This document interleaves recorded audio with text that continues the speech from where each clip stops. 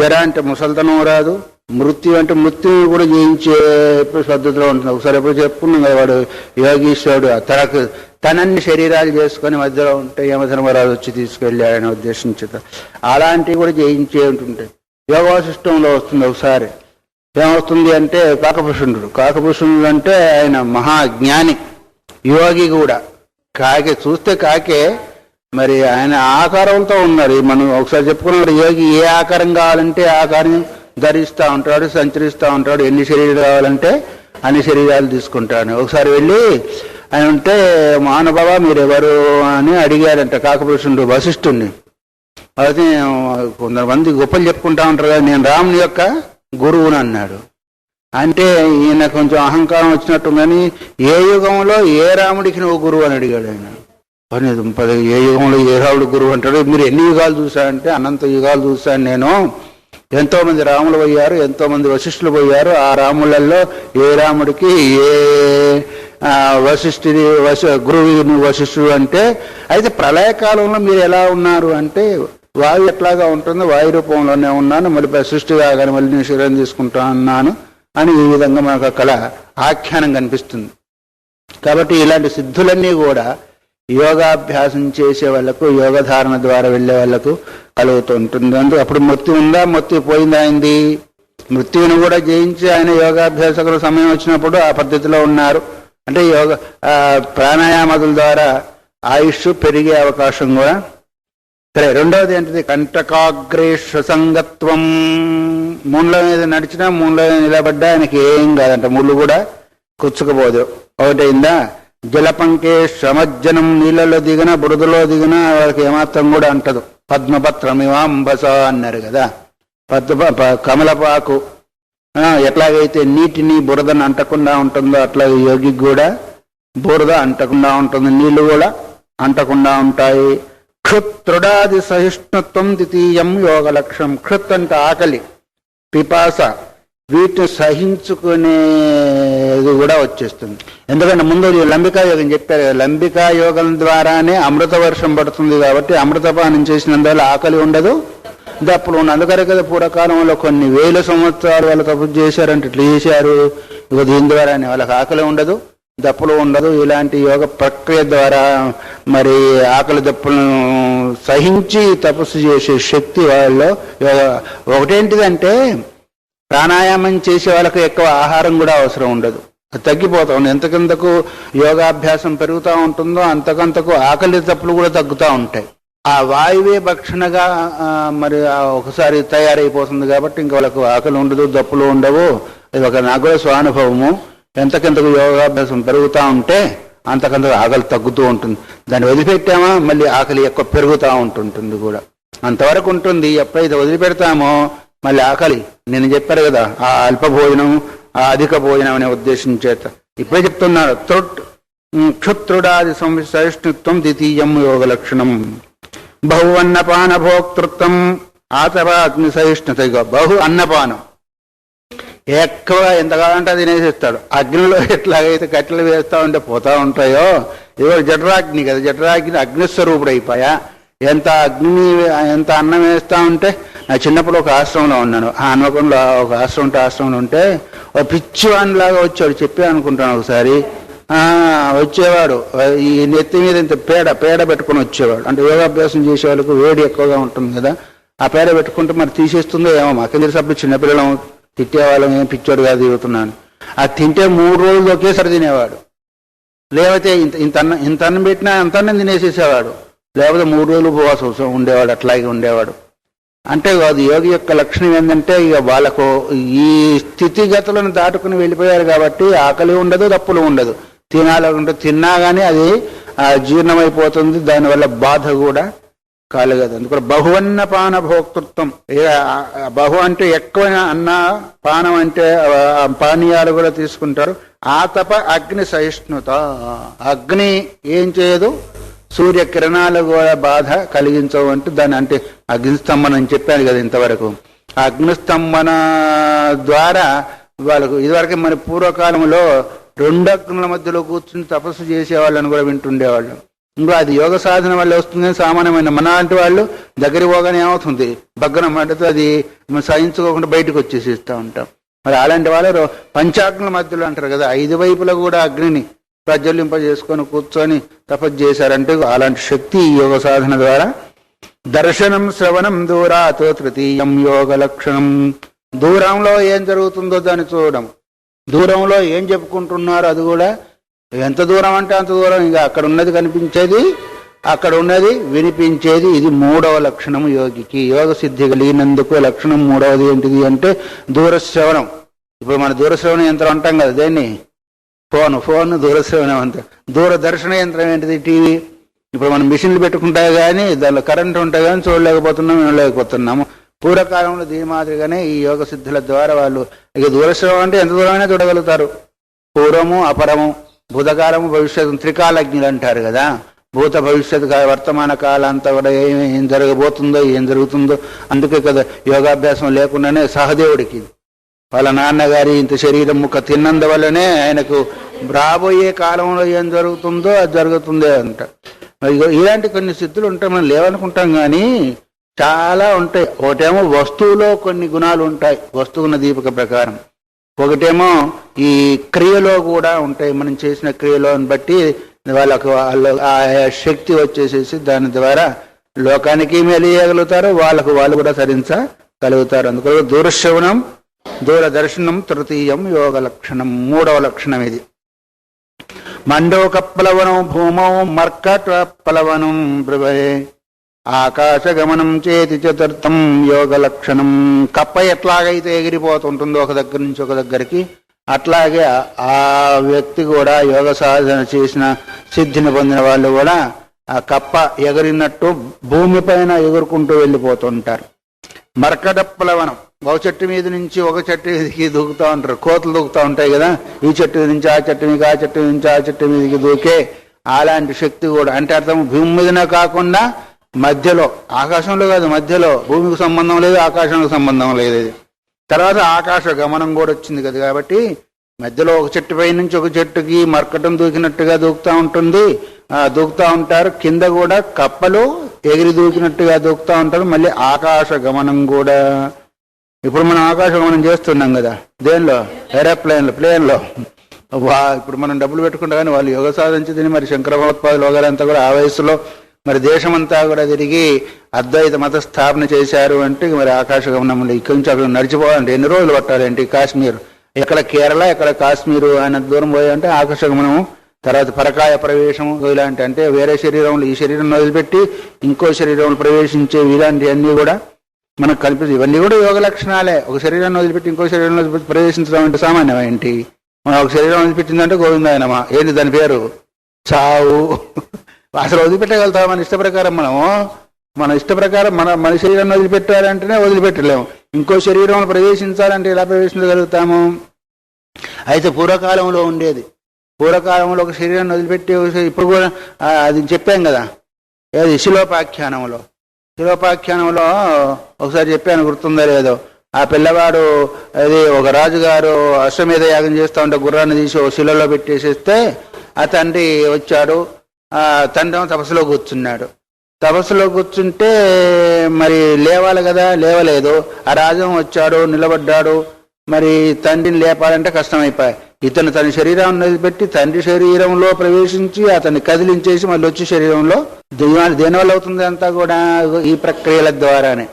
తాను మళ్ళీ ఆ శిలలో ఎంతో లోకాన్ని సృష్టి చేసి పెట్టాడు. శిల అంటే గుండు కదా, రాయి కదా. ఆ రాయి ఇది ఎక్కడ ఉంది? యోగ వాసిష్టంలో శిలోపాఖ్యానం అని ఒక పాఖ్యానం ఉంది, దానిలో వస్తుంది. అందువల్ల ఇవన్నీ కూడా మనం వింటుంటే అసాధ్యం అనుకుంటాం కానీ ఆ సిద్ధులు వాళ్ళకు తెలుసుంటాయి. ఎట్లాగైతే మరి ఎక్కువ డబ్బున్న వాళ్ళు ఏ పైన ఎలాగైనా చేయగలుగుతారో అట్లాగే ఇది కూడా ఒక ధనము. యోగధనము ధనమే, జ్ఞానధనము ధనమే, పుణ్యధనము ధనమే. ఇవి ఉన్నవాళ్ళు ఏమైనా ఎట్లయినా చేయగలుగుతారు. అంటే నిషిద్ధము చేయగలుగుతారు, విహితము చేయగలుగుతారు. నిషిద్ధం ఏంటిది? ఎవరికైనా ఏమైనా మరి ఏంటిది శాపం వగర పెడితే ఏమవుతుంది? గోవిందాయన మళ్ళీ లేవని కూడా లేరు. ఎవరికైనా వరం ఇస్తే వాళ్ళ పైకి పోయి ఉన్నత స్థితికి పోయే అవకాశం కూడా ఉంటుంది. అందుకొరకు శక్తి అనేది ఏ శక్తి అనే శక్తే. మంచికి ఉపయోగపడుతుంది, చెడు. ఇప్పుడు బాంబులు వగైరా ఉన్నాయా లేవా? బాంబును శత్రువును సంహారం చేసేదానికి అవుతుంది, తనను తాను చంపుకునే దానికి కూడా అవుతూ ఉంటుంది. అది కూడా ఒక శక్తే. ఇవన్నీ కూడా ఎక్కడెక్కడ ఏ రకంగా ఎలా ఏది సాధ్యమో ఆ విధంగా సాధించేసి పూర్వకాలంలో అయితే ఇప్పుడు కూడా ఉన్నారు, లేరని కాదు. ఇంకో దీనివల్ల ఆకాశగమనము, మండుక ప్లవనము, తర్వాత మర్కట గమనము ఇవన్నీ కూడా సిద్ధిస్తుంటాయి. ఇది ఎన్నో లక్షణము? 4వ లక్షణము అన్నారు. 5వది ఏంటిది? జ్ఞానం త్రికాల విషయమైశ్వర్యమనిమాదికం అనంత శక్తిమత్వంచ పంచమం యోగ లక్షణం. జ్ఞానం త్రికాల విషయం, 3 కాలాల్లో జరిగేది ఏం జరుగుతుంది, ఏం జరగబోతుంది, ఏం జరిగింది, ఇదంతా కూడా వాళ్ళకు తెలిసి వస్తూ ఉంటుంది. ఎందుకు? అద్దం పెట్టినట్టుగా ఉంటుంది. మనం అద్దం పెట్టినట్టుగా ఎట్లాగైతే మనం అంత దూరంలో, కళ్ళు బాగున్న వాళ్ళకు అంత దూరంలో ఉన్నది చూడగలుగుతారు, మరి పైన ఉన్నది చూడగలుగుతారో, మసక చీకటి వచ్చేస్తే ఎట్లాగా దగ్గర కూడా చూడలేదో అట్లాగే వాళ్ళ దృష్టి అంత దూరం పోతుంది. అందుకొరకు కదా ఎవరైనా దగ్గరికి పోయి నమస్కారానికి పోతే మాట్లాడాలంటే మాట్లాడేవాళ్ళు, లేకపోతే పంపించాం. ఎందుకు? వాళ్ళ లోపల స్వభావం కూడా తెలుసుకునేవాళ్ళు. లోపల స్వభావం ఎటువంటిదో తెలుసుకొని మాట్లాడవలసిన వాళ్ళు అయితే మాట్లాడి పలకరించేవాళ్ళు, లేకపోతే అంత దూరం నుంచే అందుకొరకు ఇలాంటి లక్షణాలన్నీ కూడా జ్ఞానం త్రికాల విషయం ఐశ్వర్యం అనిమాదికం. అనిమాది అష్టసిద్ధులు ఏవైతుందో అది కూడా ఒక ఐశ్వర్యం. ఐశ్వర్యం అంటే ఈశ్వరత్వం, వాటి యందు అధికారాన్ని సంపాదించడం. అనిమాది సిద్ధుల యందు అధికారాన్ని సంపాదించడం ఒకటి. అనంత శక్తిమత్వంచ పంచమం యోగ లక్షణం. అనంత శక్తి, ఎప్పుడు కూడా వాళ్ళు శక్తి ఇంకా ఆ విధంగా చెప్పాలంటే విశ్వామిత్రాదులంతా కూడా ఏం చేశారు? సృష్టికి ప్రతి సృష్టి కూడా చేసారు. అంతకంటే ఎక్కువ శక్తి కావాలా ఏంటి? బ్రహ్మదేవుడు చేసే శక్తి కూడా వాళ్ళకు వచ్చిందంటే వాళ్ళకు సమానత్వం. వాళ్ళు కూడా ఒక్కసారి అవగాక అంటే అయిపోయా. ప్రాణం చేయాలంటే ఒక్కసారి భస్మము చేసే శక్తి కూడా వచ్చేస్తుంది. ఇవన్నీ కూడా మనకు శాస్త్రాల్లో మనం చూడలేకపోవచ్చు, చేయలేకపోవచ్చు, కానీ శాస్త్రం ఎప్పుడు కూడా తప్పు చెప్పదు. అయితే అది చేసి పొందిన వాళ్ళకు అనుభవం ఉండనే ఉంటుంది. ఎట్లాగైతే ఇప్పుడు మనం చూస్తున్నాం కదా, పాకశాస్త్రం వగైరా ఉంది, దాని ప్రకారం చేస్తే సిద్ధి పొందుతుందా లేదా, మనకు వస్తువు తయారవుతుందా లేదా, అట్లాగే ప్రతి శాస్త్రం కూడా వాళ్ళు ఎక్కడి అంటే వాళ్ళు అనుభవించి ముందు రాబోయే వాళ్ళ కొరకు అవి దాచిపెట్టిన ధనం శాస్త్రాలంటే. అవి కూడా మరి చేసి అనుభవించే వాళ్ళ యొక్క దాన్ని బట్టి మనం ఏం చెప్పలేం. అనంత శక్తిమత్వం పంచమం యోగ లక్షణం అయిపోయింది. ఇక్కడికి 5 రకాలైన శక్తిని యోగ సిద్ధులైన వారికి ఇలా ఉంటుంది అంటే దీన్ని బట్టి మనం ఏం చేసుకోవచ్చు? నేను యోగిని, యోగ సాధకుని, యోగ సిద్ధుని అని లోకంలో చెప్పి తిరిగే వాళ్లకు ఇది గీటురాయి లాంటిది. ఎట్లా ఇది బంగారాన్ని రాసి రుద్ది దాన్ని తెలుసుకుంటారో అలాగే ఇది కూడా యోగులు. మొట్టమొదటిది ఏంటిది? మనకు వాళ్ళని చూడగానే వాళ్ళ యొక్క ఆకారం ఎలా ఉంటుంది? స్వర్ణవర్ణం ఉంటుంది కదా, బంగారు ఛాయ, సుగంధం కూడా ఉంటుంది, దాంతోనే తెలిసిపోతుంది ఆయన ఎవరనేది. మరి శరీరంలో కంపు వాసన వస్తే అప్పుడేమవుతుంది? యోగినని చెప్పుకుంటూనే ఉంటారు, యోగ సాధన అంటూ ఉంటారు. శరీరము ఇద్దరు శరీరం అంత శరీరం ఉంటుంది, తిండి కూడా 3 తిండి తింటూ ఉంటారు, పొట్ట ఇంతలా వచ్చేస్తుంది, అయినా నేను యోగిని అంటూ ఉంటారు. మరి అలాంటి వాళ్ళ సంగతి అతనికే తెలుసు. ఎవరికి? ఆ భగవంతుడికే తెలుసు. సరే, ప్రాణే సుషుమ్నాం సంప్రాప్తే నాదోంత శ్రూయతేష్టదా. ప్రాణవాయువు సుషుమ్నా నాడి యందు ఎప్పుడైతే ప్రవేశించి సంచారం జరుగుతుంటుందో లోపల 8 రకాలైన శబ్దం వినబడుతుంది, నాదం. దీనే నాదానుసంధానం అంటారు. యోగ అయిన వారికి నాదానుసంధానం చేస్తూ ఉంటే, ఇప్పుడు కూడా నాదానుసంధానం చేయిస్తూ ఉంటారు గణపతి సత్యనారాయణ స్వాముల వారు. నాదానుసంధానం అంటే ఇది బయట నాదానుసంధానం. ఏంటిది? ఈ సాధన చేసే వాళ్ళకు లోపలనే నాదానుసంధానం జరుగుతూ ఉంటుంది. బయట నాదానుసంధానం ఎందుకంటే అవి ఇతర శబ్దాన్ని వినబడుతున్నాయి కదా, ఆ శబ్దాన్ని వినబడకుండా ఈ నాదాన్నే వింటూ ఉంటే ఏకాగ్రత వస్తుందని ఉద్దేశించేత ఆ విధంగా చేయిస్తూ ఉంటారు. కానీ ఈ ఎప్పుడైతే ప్రాణవాయువు సుషుమ్నా నాడిలో ప్రవేశిస్తుందో అప్పుడు స్వయంగా తన లోపలలోనే 8 రకాలైన నాదాలు వినబడుతుంది. మన లోపల ఇప్పుడు చెప్పుకున్నాం కదా, నిన్నంతా మొన్న బ్రహ్మాండములు ఏవే ఉన్నాయో అవన్నీ కూడా మనలో కనిపిస్తాయి. ఎన్ని శబ్దాలు ఉన్నాయో అన్ని శబ్దాలు, ఎన్ని దృశ్యాలు ఉన్నాయో అన్ని శుద్ధాలు, సూర్యుడు, చంద్రుడు, నక్షత్రుడు, సముద్రాలు, నదులు అన్నీ కూడా మన లోపలనే కనిపిస్తూ ఉంటాయి. అది యోగ సాధనలో వచ్చే ఒకటి పద్ధతి. అందువల్ల అష్టవిధ నాదాలు 8 రకాలు. 8 రకాలు ఏంటి అవి చెప్తున్నాడు. ఘంట, దుందిభి, శంఖ, అబ్ధి, వీణ, వేణ్వాది, తాళవతు. 8 నాదాలు అన్నారు కదా. మొట్టమొదటి నాదం ఏంటిది? ఘంట అన్నారు. గంట అంటే తెలుసు కదా, గంట కొడతా ఉంటారు చిన్నపిల్లలు వచ్చేదానికో లేదా భోజనానికి వచ్చేదానికో. 8 రకాల దానిలో ఒకటో మొట్టమొదటిది ఘంటానాదం. తర్వాత రెండవది ఏంటిది? దుందుబి నాదం. దుందుబి వాయిస్తూ ఉంటారు కదా. శంఖానాదం. దుందుబి అంటే ఇవి కొడతా ఉంటారు, అది కాదు, ఇది కొడతా ఉంటారు కదా, పెద్ద మందిరాల్లో అక్కడెక్కడే కొడతా ఉంటారు కదా. తర్వాత దుందుబి నాదం. శంఖానాదం తెలుసు కదా, శంఖాన్ని వాయిస్తారు. వేణునాదం, వీణానాదం. వేణు అంటే మురళి. మా మురళీనాథుడు ఉన్నాడు కదా కృష్ణయ్య. తర్వాత వీణాను అమ్మవారు, వీణానాదం, వేణునాదము. మృదంగనాదం అంటే మీరు పాటలు పాడేప్పుడు 2 పక్కలు కొడతా ఉంటారు, ఈ పక్క మృదంగం. ఆ తర్వాత గంట, ఇది అంటే తాళనాదం, తాళాలు వేస్తూ ఉంటారు కదా భజన చేసేటప్పుడు. ఇలాంటి 8 రకాలైన నాదాలు కనిపిస్తూ ఉంటాయి. అయితే అన్నిటికంటే ప్రప్రథమంలో ప్రణవనాదం కనిపిస్తుంది. అవి వాటి తర్వాతనే ఇవి వచ్చేస్తూ ఉంటాయి. అది 2. ఇదివరకు ఒకసారి చెప్పాం కదా, 2 చెవులు మూసుకుంటే, 2 చెవులు కళ్ళు మూసుకుంటే అప్పుడు మనకు ప్రణవనాదము వినబడుతుంటుంది. అది ప్రారంభ లక్షణం. ఎప్పుడు కూడా ఆ నాదం వినాలంటే దీన్ని నాదానుసంధానం అన్నారు. బయట నాదాలను వినకుండా లోపల నాదాన్ని ఎప్పుడైతే వినగలుగుతాడో ఆ సాధకుడికి నెమ్మదిగా ఆ సాధనలో ప్రవేశం కలిగినట్టు గుర్తు, లేదా సాధనలో నిలకడగలిగినట్టు గుర్తు. అలాంటి నాదాన్ని వినాలంటే బయట వినబడకుండా ఉంటే కదా వాటిని వినగలుగుతాడు. బయట శబ్దం ఎప్పుడైతే వినబడుతుందో లోపలిది వినబడదు, లోపలిది ఎప్పుడైతే వినబడుతుందో బయట. ఇప్పుడు మనం లోపల అన్ని చూస్తున్నప్పుడు బయట వాటిని చూడగలుగుతామా? ఒక గదిలో ఉన్నామనుకోండి, లోపల చూస్తూ ఉంటే బయట చూడగలుగుతామా? లోపల వింటుంటే బయట వింటూ ఉంటామా? మనం లోపల వింటూ ఉంటే బయట వచ్చి తాళాల పగులు కొట్టి ఎత్తుకుపోయి కూడా మనకు కనిపించదు ఎప్పుడు టీవీ వగర చూస్తున్నప్పుడు. అట్లాగే లోపల అంతర్ముఖమైన వారికి బయట ఏం జరిగేది కూడా ఏ శబ్దాలు వినబడవు. అందుకే కదా ఏం శబ్దం వినబడకుండా ఉన్నందువల్లనే ఆ పరీక్ష మహారాజు చచ్చిన పాము ఆయన మేడలో వేసిపోయాడు. అది కూడా ఒక యోగ లక్ష్యమే కదా. బయట శబ్దాన్ని వినబడలేదు. మనమైతే అసలు కొంచెం శబ్దం అవుతుందో లేదో అటు లేదు చూస్తూ ఉంటాము. మరి ఆ మహానుభావులు పూర్వకాలంలో అరణ్యంలో తపస్సు చేస్తూ ఉంటే అలసిపోయి వచ్చాడు పరీక్ష మహారాజు, పిలిచాడు, నీళ్ళు అన్నాడు, ఆయన వాళ్ళకి వినబడలేదు. ఓ చచ్చిన పాము మేడలో వేసి వెళ్ళిపోయారు. అందుకొరకు లోపల ఆనందాన్ని అనుభవిస్తున్నప్పుడు బయటి ఆనందం ఎందుకు పనికిరాదు. అది దొరకనంత వరకే దీన్ని పట్టుకొని ఆలాడుతూ ఉంటాడు జీవుడు. అది దొరికిన తర్వాత ఇప్పుడు మీకు ఎప్పుడైతే 1000 రూపాయల పని దొరుకుతుందో 10 రూపాయల పని వదిలేస్తాడా? అట్లాగే పట్టుకుని ఉంటాడా? వదిలేస్తాడా? అట్లా పట్టుకుంటాడా? అట్లాగే 1,00,000 రూపాయల పని దొరికితే అట్లా ఎట్లాగైతే ఆయనకు అభివృద్ధి సంబంధం దొరుకుతూ ఉంటుందో, ఈ పని వదిలిపెట్టి ఇంకో పనికి వెళ్తూ ఉంటాడో, సాధకుడైన వాడు కూడా తన ఎలా అంతర్ముఖం అవుతూ ఉంటే అలా ఆనంద స్థితిని పొందుతూ ఉంటాడు. అది మొట్టమొదటిది ఈ నాదం. ఈ నాదాలు ఎప్పుడైతే వినబడతా ఉంటాయో బయటి నాదాల యొక్క శబ్దాల యొక్క స్థితిగతులు ఈ సాధకుడికి తెలియవు. అయిందా?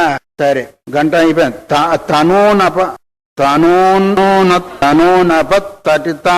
తటితారేష తపనోపమం బ్రహ్మనాడీం గతే ప్రాణే బింబరూపం ప్రకాశతే. ఎప్పుడైతే బ్రహ్మరంధ్రంలోకి పోతుందో ప్రాణవాయువు, మొదటిదేమో సుషుమ్నా నాడిలో ప్రవేశించినందువల్లనే ఈ నాదాలు వినబడ్డాయి. ప్రాణవాయువు నెమ్మదిగా ఈ సుషుమ్నా నాడి నుంచి బ్రహ్మరంధ్రం వల్లకు తీసుకొని వెళ్ళగలుగుతాడో అప్పుడు ఆయనకు ఇంకా దృశ్యాలు కనిపిస్తాయి. దృశ్యాలు ఇప్పుడు చెప్పిన ఏంటిది? శబ్దాలు. ఇప్పుడు చెప్పబోయేంటేమో దృశ్యాలు. ఏంటి? తనూనపాదితో. తను అంటే అగ్ని, తర్వాత తట్టిత్ అంటే ఏంటిది? విద్యుత్ మాది మెరుపులు అంటారు కదా, మెరుపులు. తర్వాత తార అంటే నక్షత్రాలు. తారేషుడు ఎవరు? చంద్రుడు. తపనోపం అంటే సూర్యుడు. తర్వాత ఇవన్నీ కూడా దర్శనం అవుతాయి. అంటే అన్ని రకాలైన ప్రకాశం మనకు కనిపిస్తూ ఉంటుంది. చాలా జ్యోతి కనిపించింది అంటారు కొంతమంది కళ్ళు మూసుకొని. ఆ జ్యోతి కాదు కనిపించేది. సూర్యుడు, చంద్రుడు, నక్షత్రాలు, అగ్ని, ఇలాంటి యొక్క ఆ ప్రకాశవంతమైన దృశ్యాలు వాళ్ళకు కనిపిస్తూ ఉంటాయి లోపలనే. ఏందా?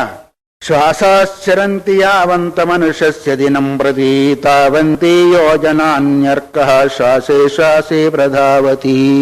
ఎలా ఎలా శ్వాస పరిగెత్తుతూ ఉంటే అలా అలా శ్వాసలో సూర్యుడు కూడా పరిగెత్తుతూ ఉంటాడు.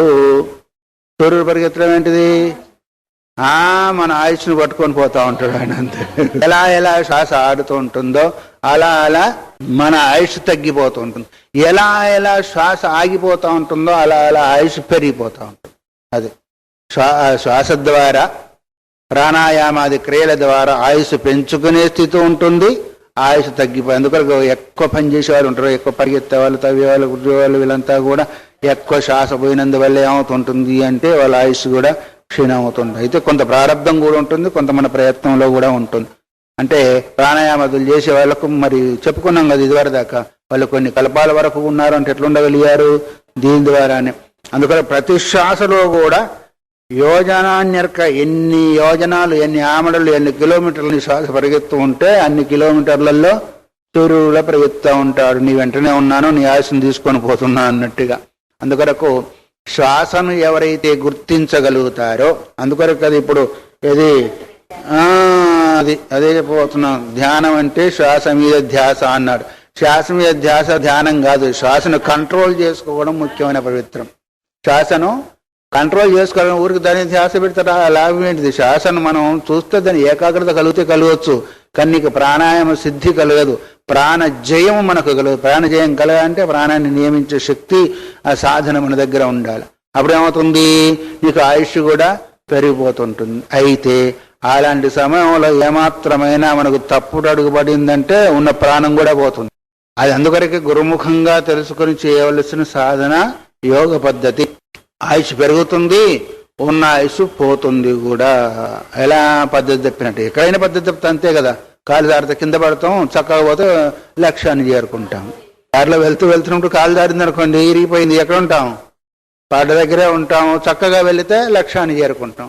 ఏ సాధన అయినా అంతే.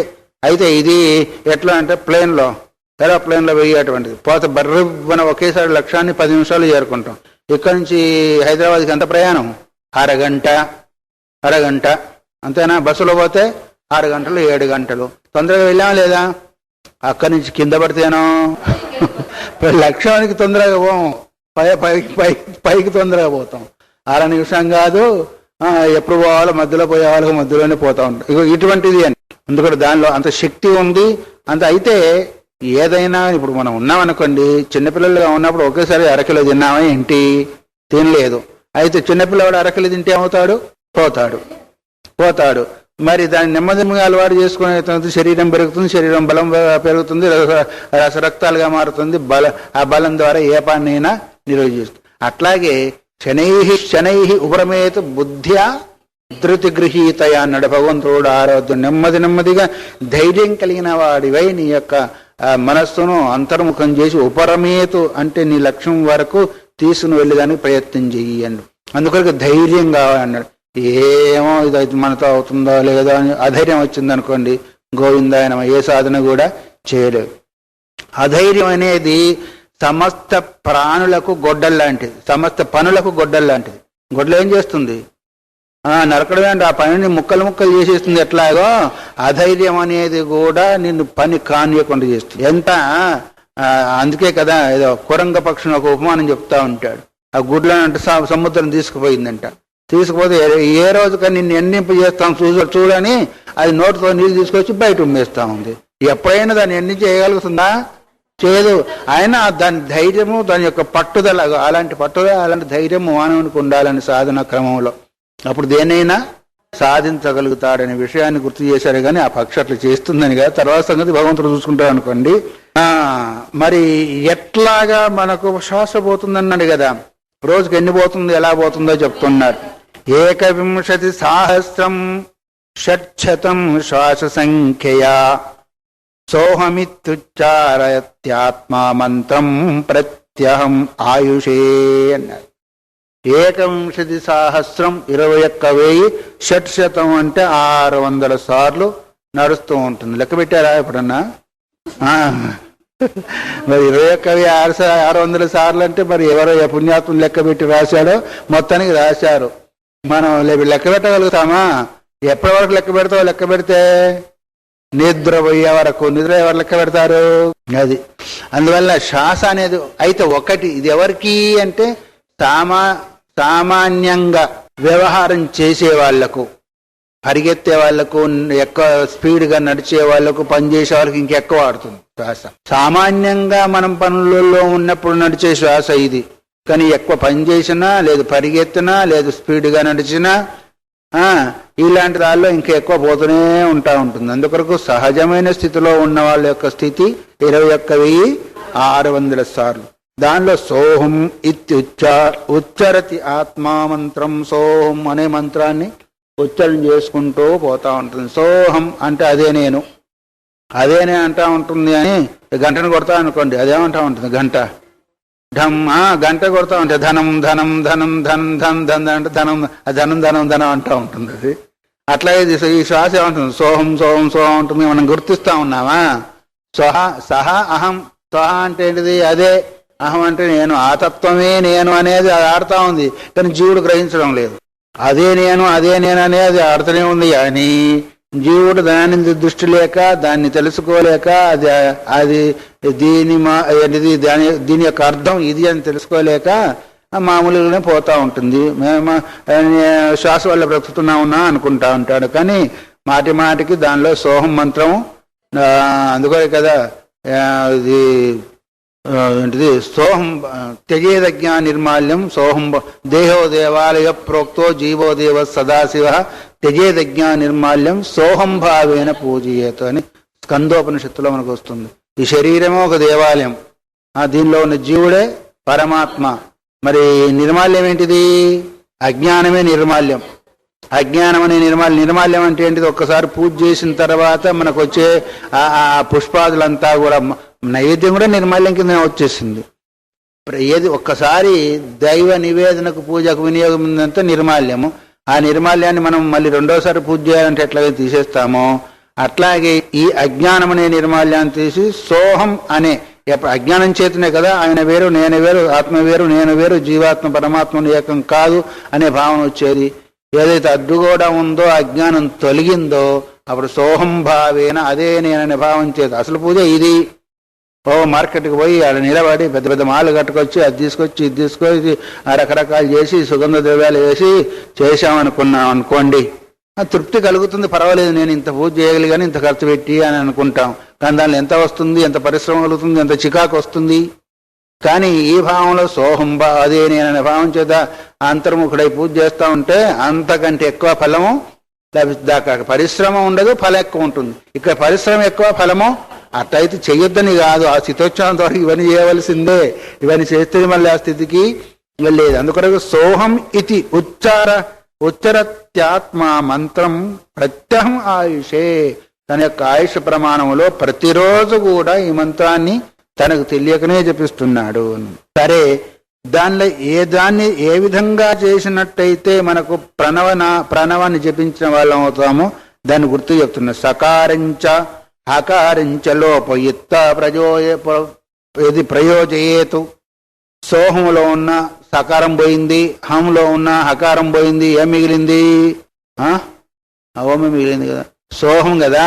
సోలో సా పోయింది, హంలో హా పోయింది, ఏం మిగిలింది? ఓం మిగిలింది. సకార హకారాలు రెండు పోయినట్టయితే ప్రయోజయేతు సంధింబై పూర్వరూపాఖ్యం తతోసౌ ప్రణవో భవేత్.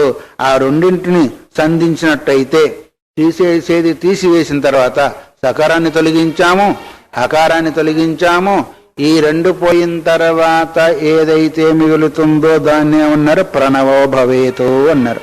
ప్రణవం అవుతుంది అనే విషయాన్ని గుర్తు చేశారు. ఇక్కడ ప్రణవం గుర్తు అవుతుంది. మనం అనుకున్నామా? అనుకుంటున్నారు.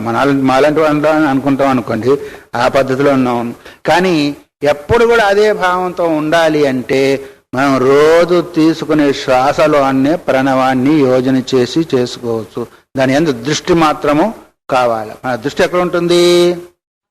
ఎక్కడో ఉంటుంది మనది. ఓంకారం మీద రమ్మంటే ఎక్కడ వస్తూ ఉంది? ప్రపంచం ఏంటి? అన్నిట్లో ఉంటుంది. లోపల ఉంటుంది, బయట ఉంటుంది, మంచిదాని మీద చెడు. ఈగ కదా, ఎవరు? మనస్సు ఈగ.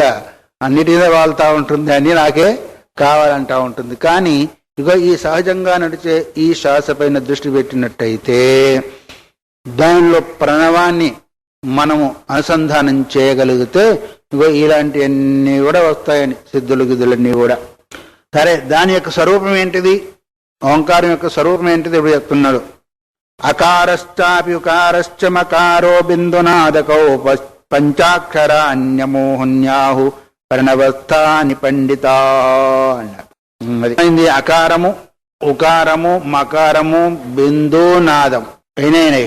4 లెక్కలు వచ్చా మీకు? చదువు. బిందు, నాదం 4 అయిపోయాయి. వాళ్ళు ఎవడో అడిగా అంటే పంచపాండవులు ఎంతమంది అంటే మంచం కొల్ల 3 అని ఇట్లా చూపించాడంట. మంచం కొల్ల ఎన్ని? నా మంచం కొల్ల 3 అని చూపించింది ఎంత? 2. పాండవ